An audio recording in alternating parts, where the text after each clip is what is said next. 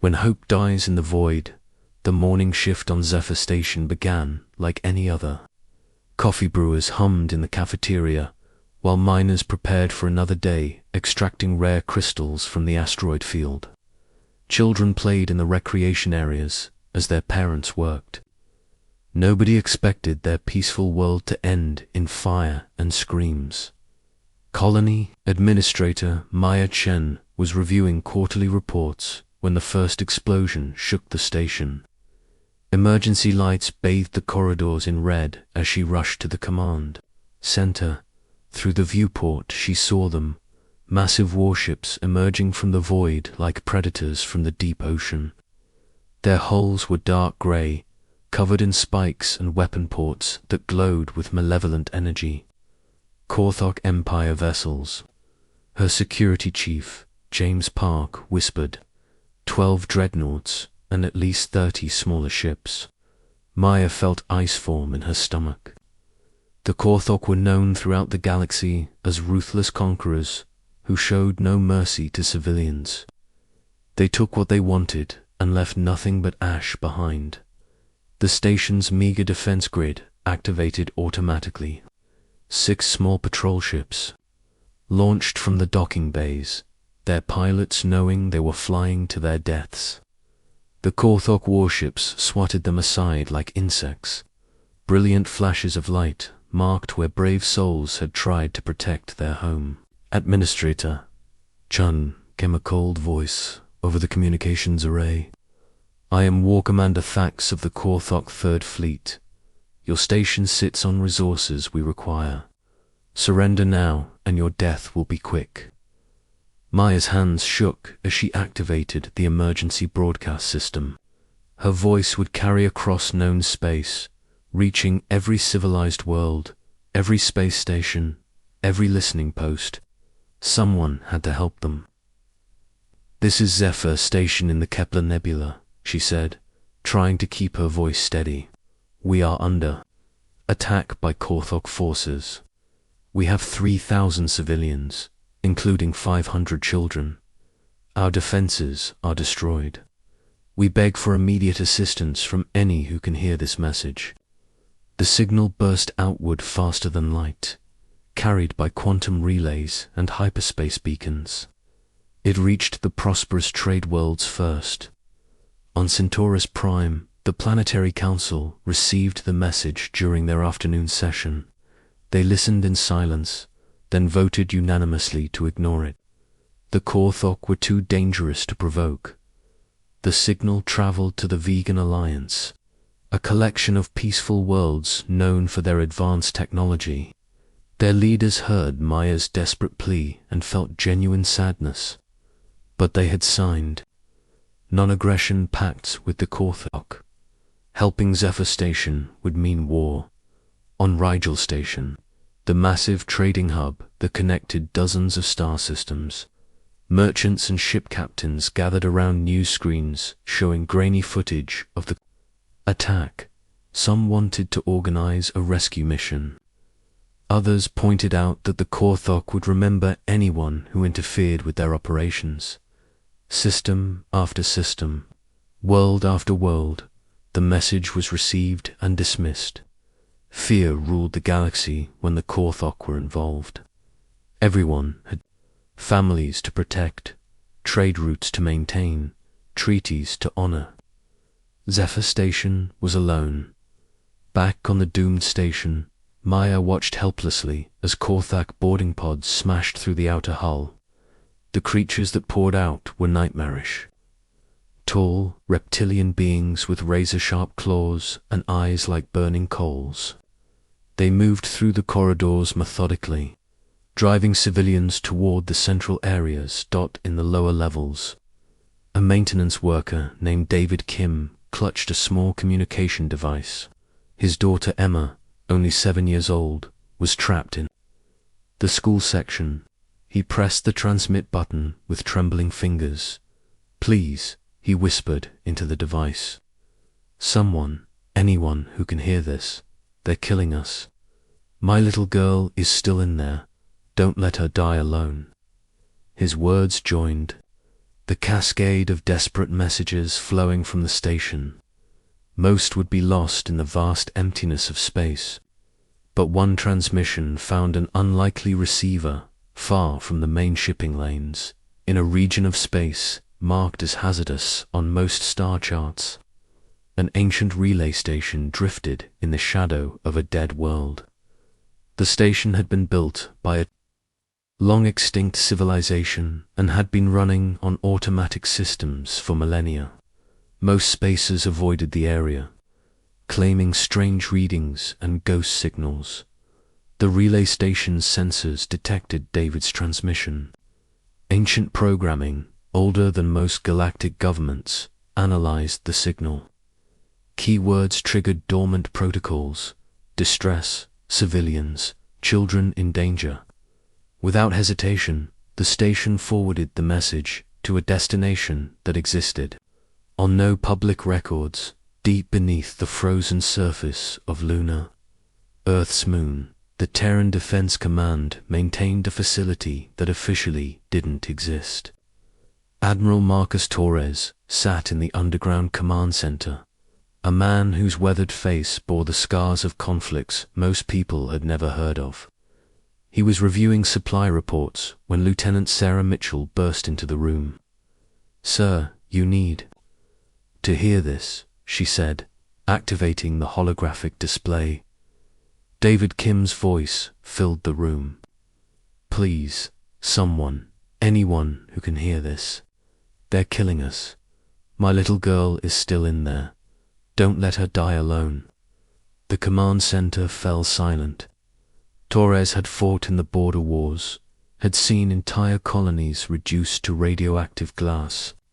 He knew the sound of genuine terror, of a parent facing the loss of everything that mattered. Source of the transmission? Torres asked quietly. "Zephyr Station, Kepler, Nebula. Long-range sensors confirm massive Korthok fleet presence. The station's defenses are gone, sir." Torres stood and walked to the tactical display.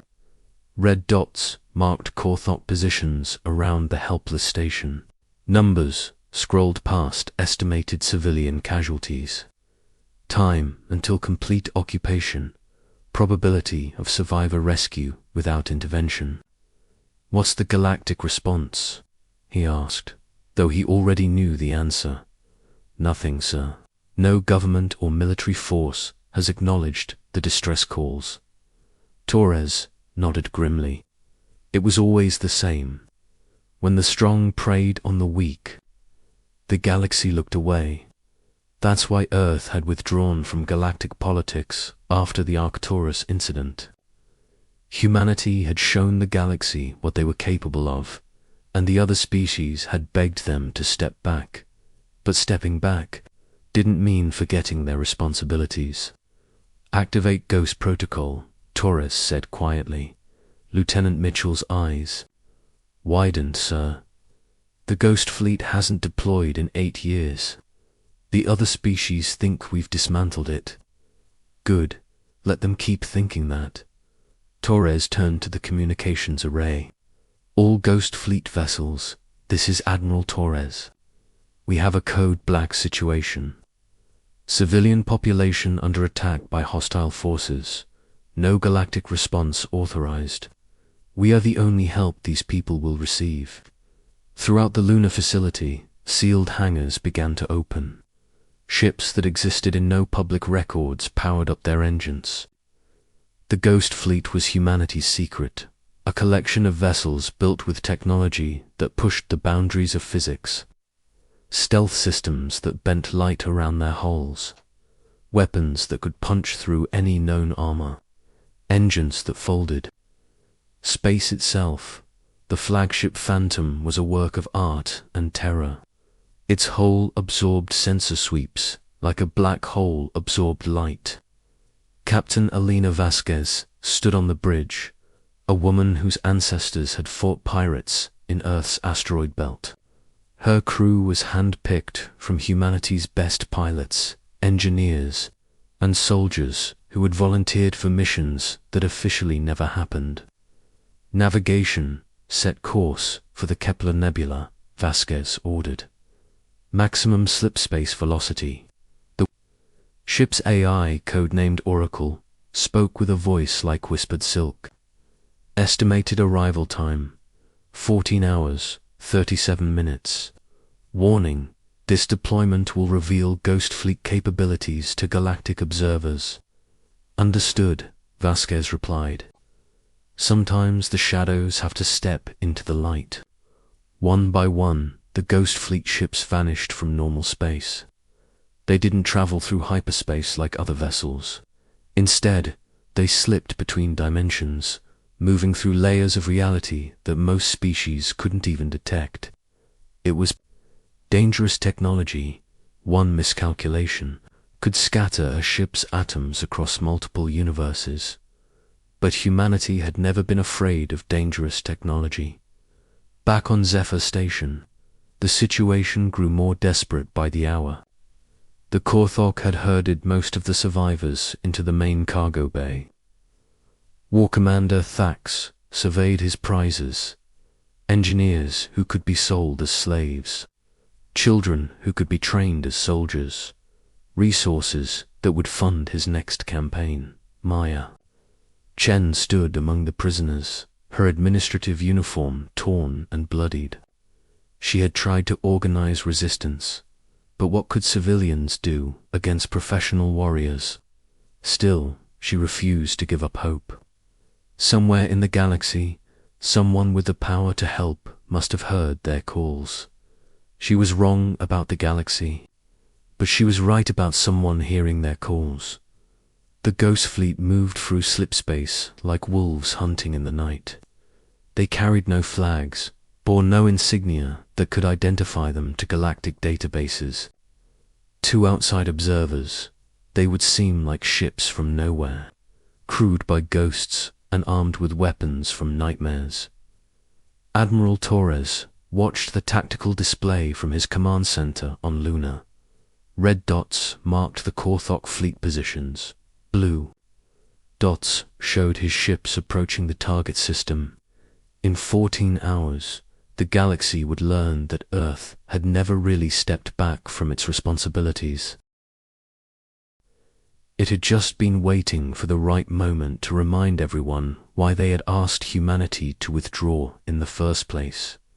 On Zephyr Station, a child pressed her face against a viewport, watching the stars and wishing someone would come to save them. She didn't know that help was already on the way, moving through dimensions she couldn't imagine, carried by people who had heard her silent prayers. The Ghost Fleet was coming. When shadows striked backspace around Zephyr Station churned, with the dark presence of the Korthok fleet. War Commander Thax stood on his flagship's bridge, savoring the view of the conquered station. His warriors had secured valuable mining equipment and rounded up the surviving civilians. Soon they would begin the interrogations to locate hidden resource caches. War Commander, his second-in-command, hissed. Our deep space sensors detect anomalous readings at the system's edge. Thax's scaled lips curled into what passed for a Korthok smile. Probably another frightened merchant vessel. Destroy it if it comes closer. But the readings weren't from a merchant ship. Reality itself began to ripple and tear as the Ghost Fleet emerged from slipspace. The transition was nearly silent, just a whisper of displaced atoms as 14 vessels materialized from nothingness. Captain Elena Vasquez stood on the bridge of the Phantom, studying the tactical display. The Korthok fleet was massive. 12 dreadnoughts arranged in a defensive formation around the captured station. Smaller ships patrolled the perimeter like predators circling wounded prey. Oracle, begin deep scan of the station, Vasquez ordered. I want to know how many civilians are still alive. The AI's response came quickly. Scanning complete. Detecting approximately 2,700 human life signs concentrated in the main cargo bay. additional scattered groups throughout the station. Korthak forces number roughly 4,000, more than enough to make this interesting. Vasquez muttered. She opened a channel to the fleet. All ships, this is Phantom Actual. Execute Wraith Pattern 7. Remember, our priority is civilian rescue, not glory. The Ghost Fleet split into 3 groups. The main force, led by the Phantom, would engage the Korthok fleet directly. A second group of smaller ships would create a diversion on the opposite side of the system. The third group, consisting of specialized stealth vessels, would infiltrate the station itself. On his flagship, War Commander Thax received the first sensor reports of the human fleet. His tactical officer's voice carried a note of confusion. War Commander, the vessels appear to be of unknown design. No matching profiles in our database. Unknown vessels. Thax broadcasted on an open channel. You are entering Korthok space. Identify yourselves or be destroyed. The response came from a human woman whose voice carried the cold authority of someone accustomed to command. This is Captain Elena Vasquez of the Terran vessel Phantom. You have attacked a civilian population. Release the prisoners and withdraw, or face the consequences. Thax's laughter echoed across the bridge. Terrans, the mythical humans. Your species withdrew from galactic affairs decades ago. You have no power here. You're about to learn how. Wrong you are, Vasquez replied. All ships, weapons free. Show them what ghosts can do. The battle began with a display that defied everything the Korthok thought they knew about warfare.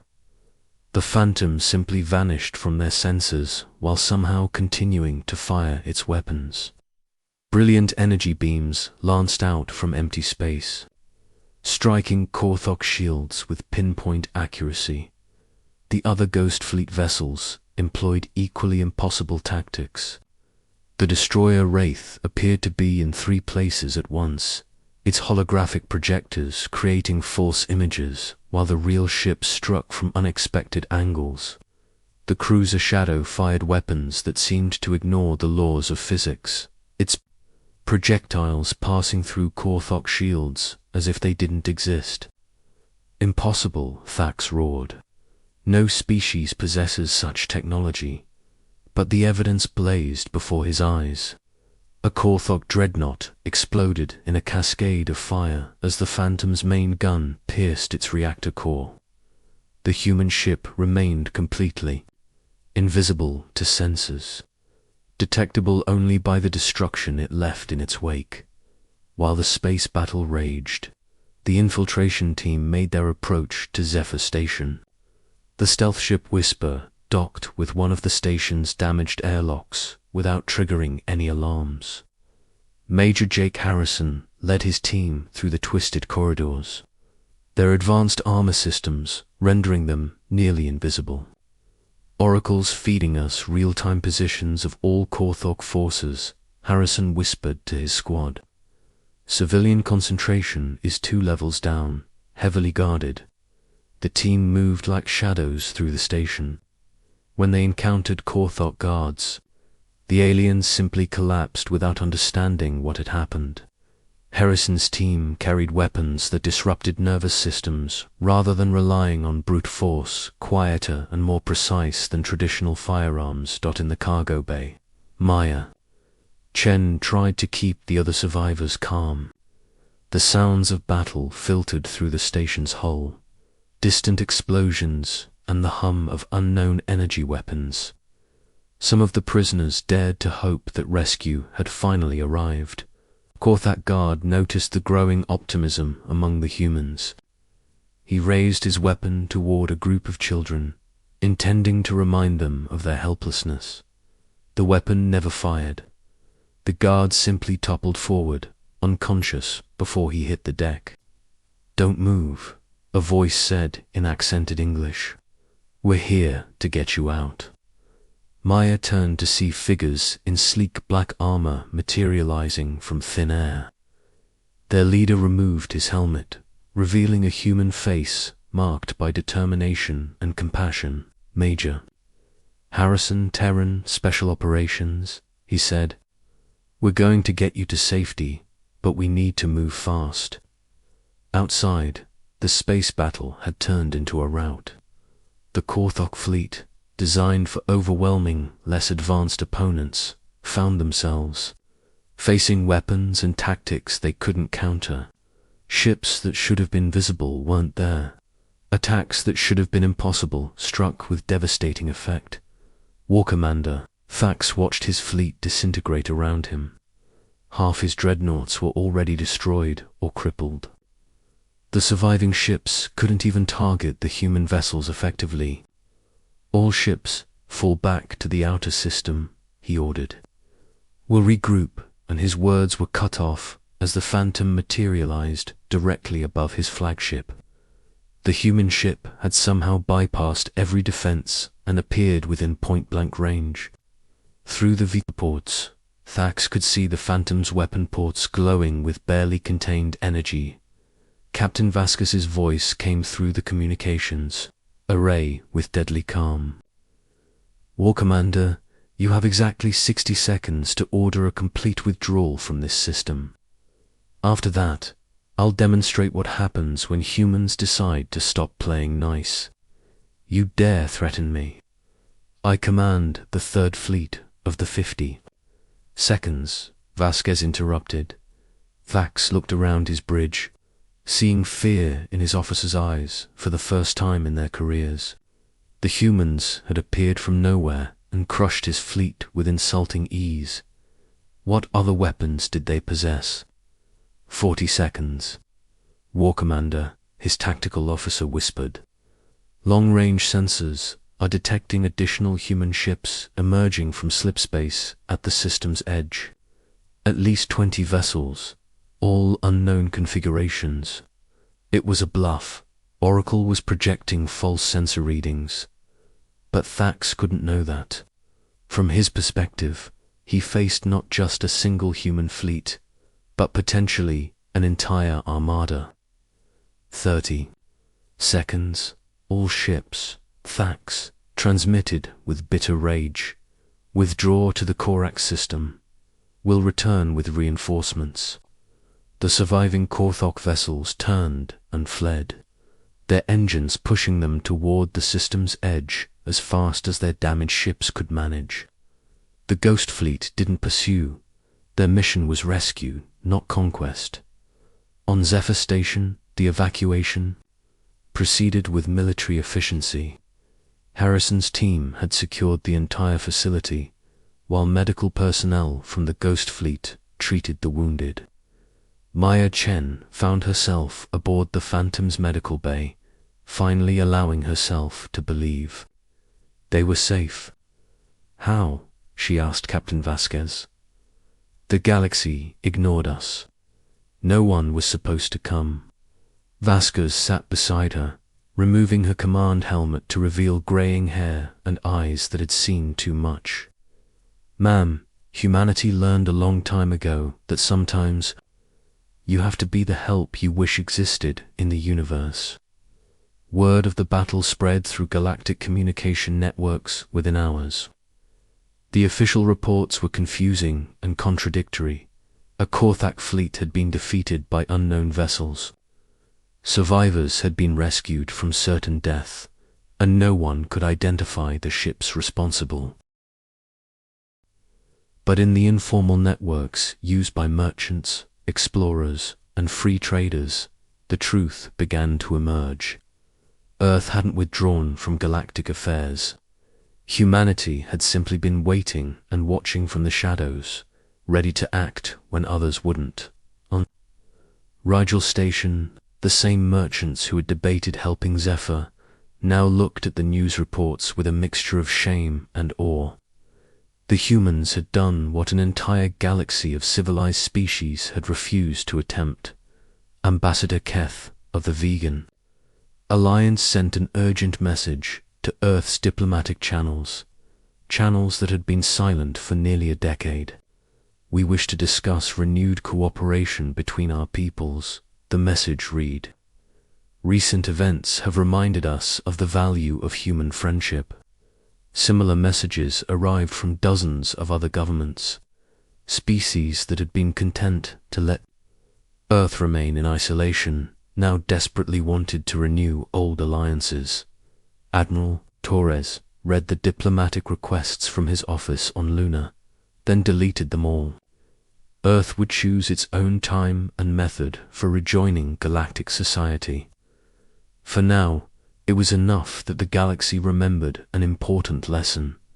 Humanity never forgot its responsibilities to the innocent and defenseless. They might work from the shadows, might operate without recognition or thanks, but they would always answer the calls that others ignored. On Zephyr Station, now under the protection of a Ghost Fleet garrison, David Kim was reunited with his daughter Emma. The little girl looked up at the human soldiers with wide eyes. "Are you angels?" she asked. The soldier smiled and knelt to her level. "No, sweetheart. We're just people who heard you calling for help." As the Ghost Fleet prepared to fade back into the shadows, their mission complete, Captain Vasquez stood on the Phantom's bridge, watching the rescued civilians board transport ships bound for safe harbors. The galaxy might never officially acknowledge what had happened here, but that didn't matter. They had answered the call when no one else would. That was enough.